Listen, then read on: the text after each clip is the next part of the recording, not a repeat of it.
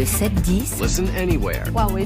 وحده من سوريا sur France Inter. Avec vous cette semaine, Franck Madevon, bonjour. Bonjour Simon, bonjour à tous. Et vous revenez ce matin sur les frappes israéliennes samedi contre l'Iran. Téhéran s'interroge sur une riposte. D'habitude, Israël ne signe pas ses attaques contre l'Iran. Cette fois, le pays a revendiqué les raids menés dans la nuit de vendredi à samedi. Le 1er octobre, l'Iran avait envoyé quelques 200 missiles contre l'État hébreu pour venger la mort du chef du Hezbollah, Hassan Nasrallah. Israël ne pouvait pas laisser l'attaque impunie et a donc souhaité que tout le monde entende le message. Si son territoire est visé, son armée répondra. D'après Israël, ces frappes ont atteint tous leurs objectifs. Les cibles étaient des installations militaires, des sites de fabrication de missiles et de défense anti-aérienne. C'est une nouvelle étape dans ce conflit entre Israël et l'Iran. Alors difficile de mesurer leur ampleur, mais ces frappes sont étudiées depuis 48 heures par beaucoup d'experts, de médias, à partir d'images satellites.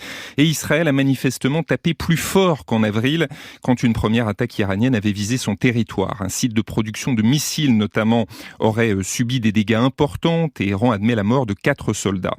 Mais Israël n'a pas visé d'installation nucléaire ou pétrolière. La riposte reste modérée, calibrée, conçue pour éviter l'escalade. L'Iran a même été prévenu quelques heures avant les frappes.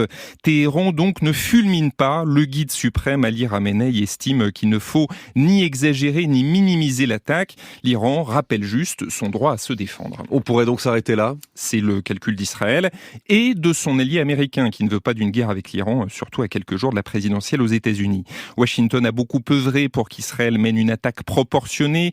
Les Occidentaux, les pays de la région, la Russie lancent tous des appels à la retenue. L'Iran pourrait en effet ne pas riposter, ne pas se lancer dans une guerre hasardeuse et prendre le risque de s'affaiblir encore. Mais d'autres scénarios sont possibles. L'Iran a essuyé plusieurs revers ces derniers mois. Le Hezbollah décapité au Liban, l'assassinat à Téhéran du chef du Hamas, Ismaël Haniyeh, cette nouvelle frappe israélienne avec en arrière-plan la guerre à Gaza. Ce n'est pas le moment de perdre la face et les faucons iraniens exigent une riposte.